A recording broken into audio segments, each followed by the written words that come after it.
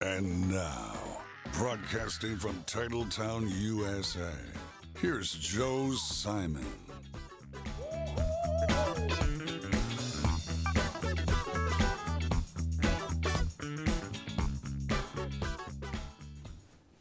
Welcome to another rousing Joe Simon podcast where we just love Main Street, USA and the people about it and in and around it.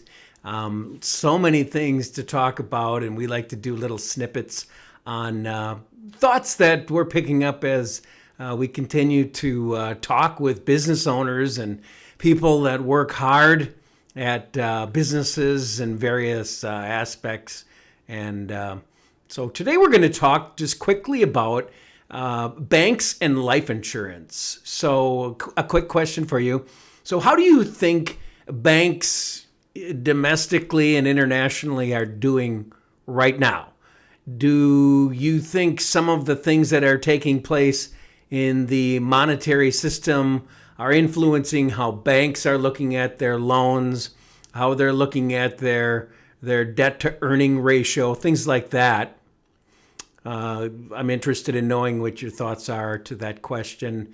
But also when it comes to your life insurance. And if you're somebody that's had a policy for a while, you've probably heard that you can become a part of the bank or kind of like the bank, a personal bank, where when you have permanent life insurance, the cash value accumulates, and at a certain period of time in the maturity and the growth of your policy, you have a nice tax deferred and possibly tax free dollar amount that's accumulated in there that you can go to and take out.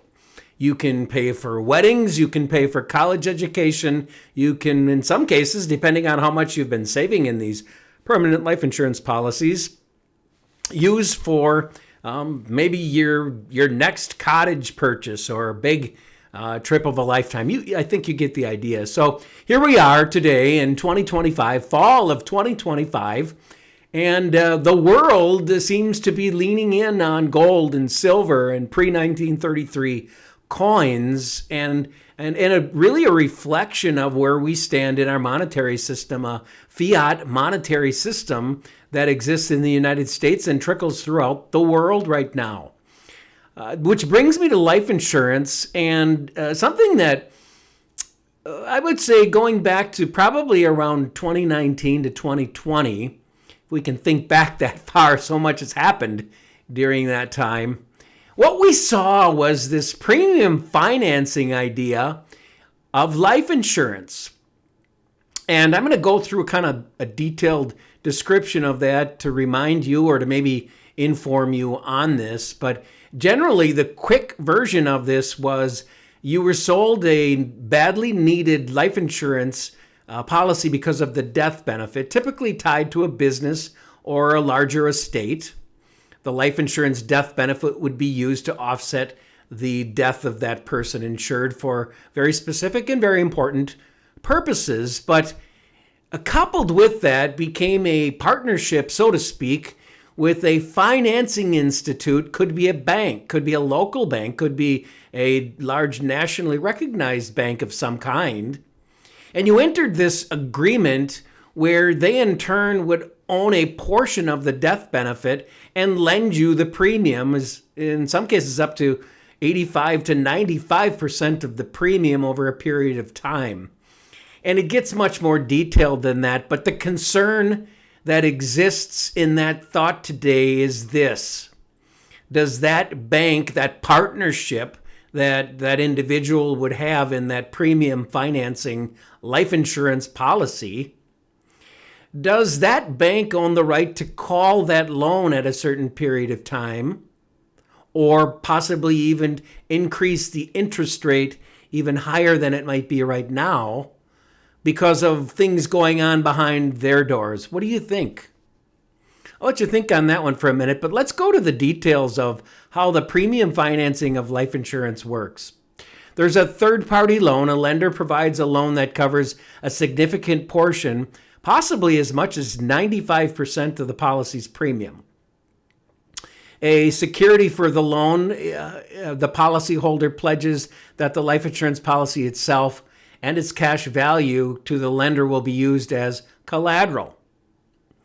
The loan repayment. The loan is repaid over time, and the loan itself, along with any accrued interest, is typically repaid by the death benefit when the policyholder passes away. How about capital freed up? This strategy frees up the policyholder's own capital, allowing it to be invested elsewhere. So you see what just took place there. This large life insurance policy with a large premium due every year for a long period of time, possibly as much as 20 years, maybe as short as 5. So somewhere in that window, an agreement is entered into. So this badly needed, importantly needed life insurance policy and its death benefit is now in partnership with a lending institution who holds really the door to the financing of that death benefit. Is that a name of a policy, Joe? How does that work? Well, it could be any received A+ rated insurance carrier, or for that matter, a B+ or a C+ insurance carrier. Just a matter of whether or not they work with that local banking institution or that banking institution to do that premium financing, and what type of documentation is formally married together with this death benefit, this policy that's sort of formed in union with each other. So the concerns we have here is the risk. The risk is if the policy's cash value growth is poor and the loan is not repaid, the loan and the accrued interest could exceed the policy's cash value, causing it to lapse and potentially leading to income tax implications on the borrowed amount of premium. So all heavy stuff today. This might not pertain to 80% of the people out there today, but for those that it does apply to, the importance of having this policy in place for estate planning purposes, for legacy planning purposes, passing large sums of money on to the next generation or the generation after that, in possibly a tax-free manner if set up properly. The importance of it being a key person life insurance policy for your corporation, and what that death benefit could do due to premature death. All important questions to get out on the table and discuss. So these are just some of the tools and techniques we want to talk to you about, have you think about as you work your way to prosperity on Main Street, USA. You've been listening to the Joe Simon Podcast. Big ideas with powerful stories and real-time solutions. Business succession planning, executive benefits, employee benefits, tax beneficial savings, and more. Remember, information discussed here today is dated and not specific to your situation. Always seek personal counsel from qualified advisors. For more about Joe Simon, go to DaVinciInsurance.com. Joe Simon is a licensed insurance agent in the state of Wisconsin.